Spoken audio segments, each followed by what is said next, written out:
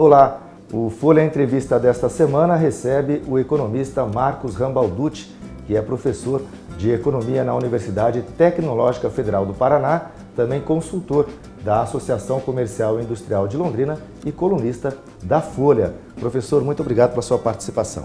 Eu é que agradeço a possibilidade de estar aqui conversando com você e com os teus ouvintes. Bom, nós vamos abordar com o professor, entre outras coisas, como é que fica o cenário econômico, né? Em meio às eleições aí presidenciais, chegamos ao segundo turno entre os candidatos Jair Bolsonaro e Fernando Haddad. Também vamos falar da economia aqui de Londrina, o balanço dos números principalmente relacionados à geração de emprego aqui na nossa cidade. Professor, então, começando falando do cenário econômico, o que esperar da economia em relação a esse segundo turno aí polarizado entre os dois candidatos, considerados os mais extremistas, vamos dizer assim, de um lado o Jair Bolsonaro e do outro lado o Fernando Haddad? É complicado uma situação dessas aqui, porque nós estamos votando no menos pior, naquilo que a gente imagina ser o menos pior. Isso não é bom e nós temos duas polarizações absolutamente radicalizadas e elas apresentam propostas bastante antagônicas entre si. Então o que a gente percebe é o seguinte: de um lado o mercado é muito propenso a votar num dos candidatos que propõe a reforma e o controle orçamentário do Estado, e o outro que continua, ou que tem uma política ou uma forma de pensar a economia, que vai projetar um maior endividamento, sem um compromisso muito grande com as reformas que o Estado precisa. Então aí nós temos este grande antagonismo de ideologias e formas de pensar, e nós vamos ter que tomar uma decisão de qual daqueles que nos parece mais coerente e que pode trazer para a economia brasileira e como o Brasil um todo uma situação um pouco melhor. Agora, a gente já teve reflexo na eleição do primeiro turno, professor, na queda do dólar, né? Estava em mais de R$ 4,30, já caiu para um patamar de R$ 3,70 mais ou menos. Por que isso acontece?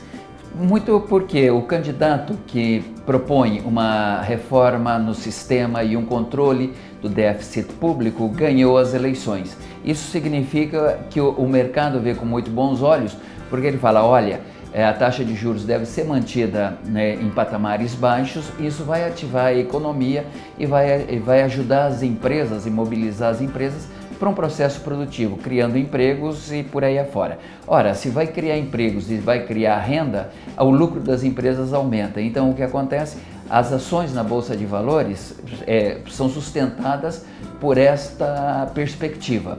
É claro, se você vai comprar ações, você vende dólares. Ao vender dólares, a taxa de câmbio tende a cair. Esse dólar perde valor e no momento que as ações na Bolsa de Valores sobem. E que ações é que sobem? Principalmente aquelas das empresas estatais. Porque no caso do Jair Bolsonaro, ele propõe um processo de privatização maior, uma incidência dessa privatização. Ora, é claro que empresas dessa natureza privatizadas, elas têm a capacidade de gerar lucro e de gerar receita muito maiores do que quando administradas pelo governo, que tem alguns interesses políticos nessa gestão.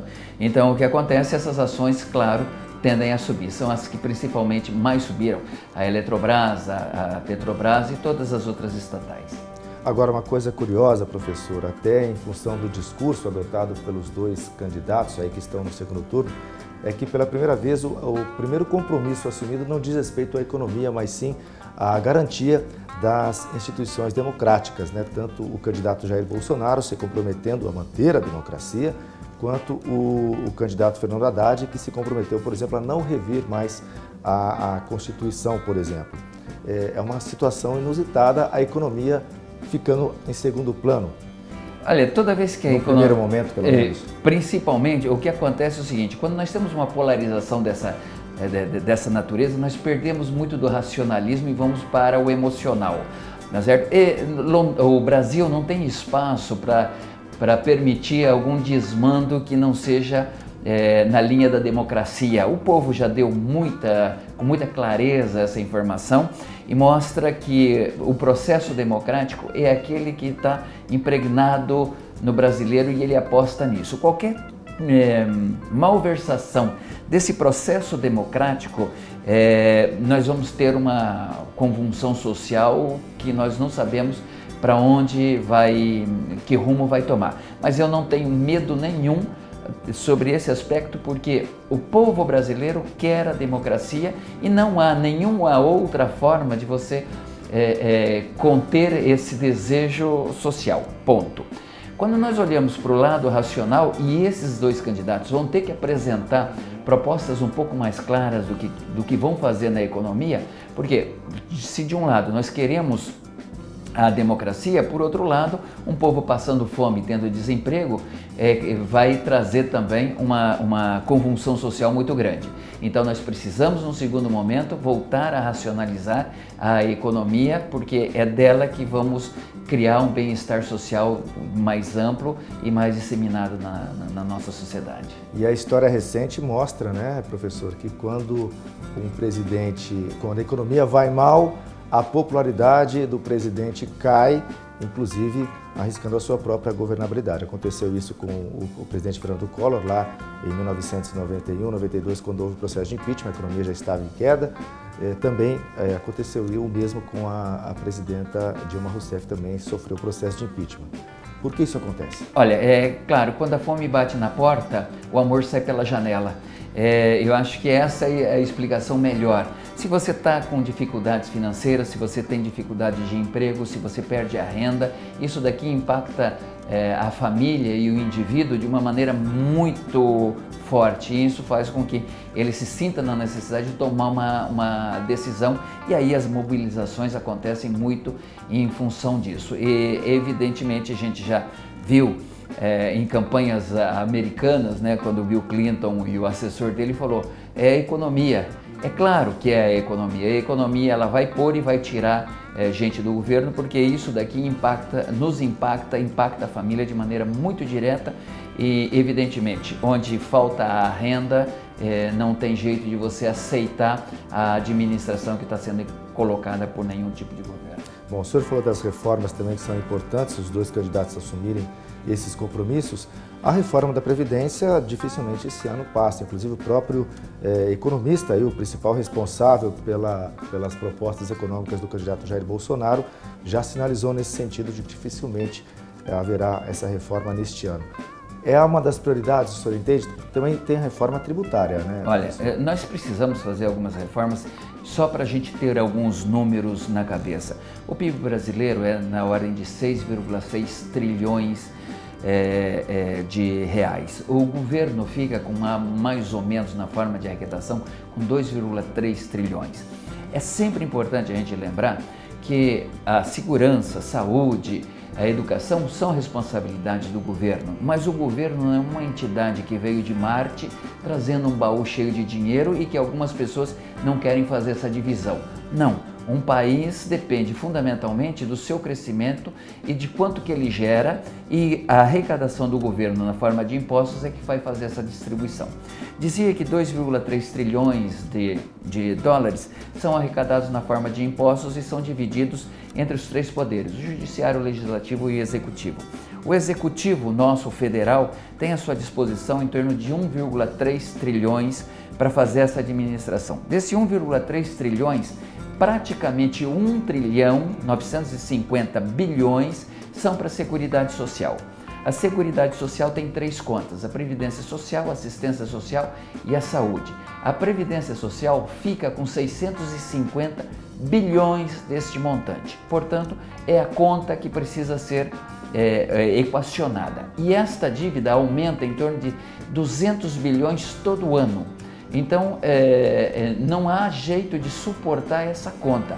E o problema da gente pensar se vai ter ou não reforma previdenciária é: se não tiver, nem eu nem você vamos receber nada, porque não há possibilidade de você equacionar. É como eu na minha casa, você na sua casa. Por mais que a gente queira ter uma Ferrari, nós vamos ter que adequar o nosso orçamento à nossa receita. Simples assim. E não havendo a reforma, a aprovação da reforma o quanto antes, a economia do país... A situação só se deteriora. Para a gente lembrar, esse déficit é financiado através de comprometimentos de dívida do governo.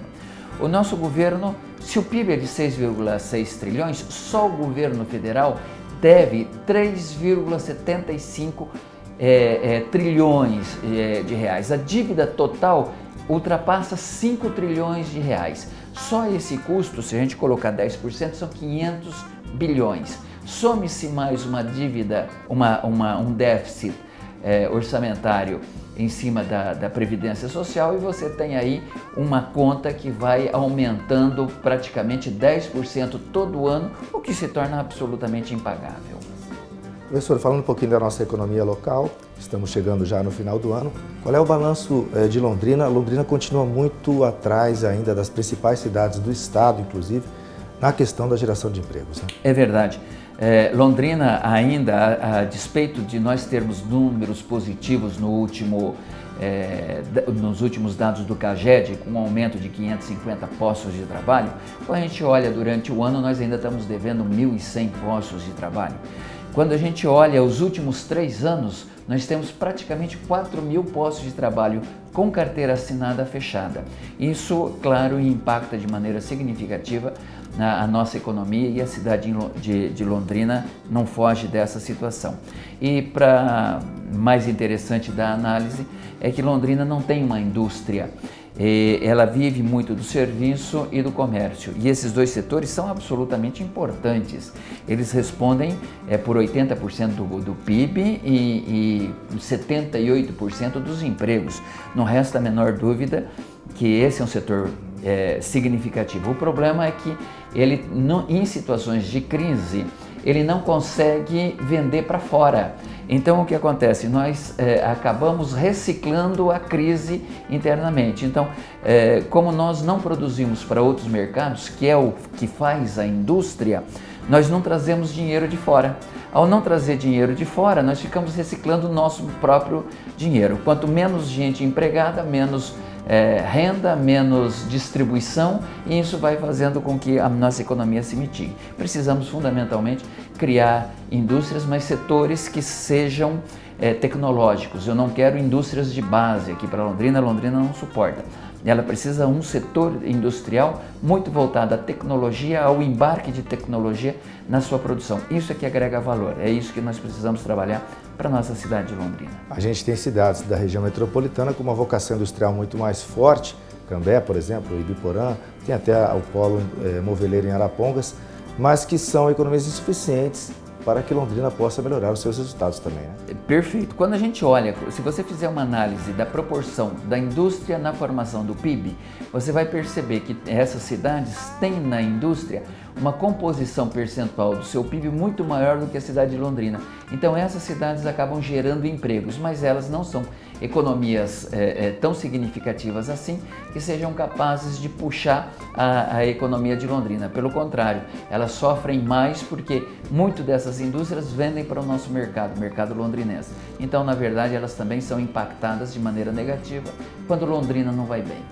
Bom, o professor também é responsável lá, juntamente com os alunos da Universidade Tecnológica Federal, pelo relatório mensal, né, pela pesquisa mensal em relação à cesta básica. Como é que a cesta básica deve terminar o ano aqui na nossa cidade, professor? É interessante a gente observar, essa pesquisa já tem mais de 15 anos, ela começou com o professor Flávio de Oliveira e fazem uns 5 anos que ela está agora na UTF-PR e nós fazemos essa pesquisa mensalmente, sempre no último dia de cada um dos meses do ano, percorrendo 10 supermercados em cada uma das regiões de Londrina, dos pontos cardeais e mais o centro.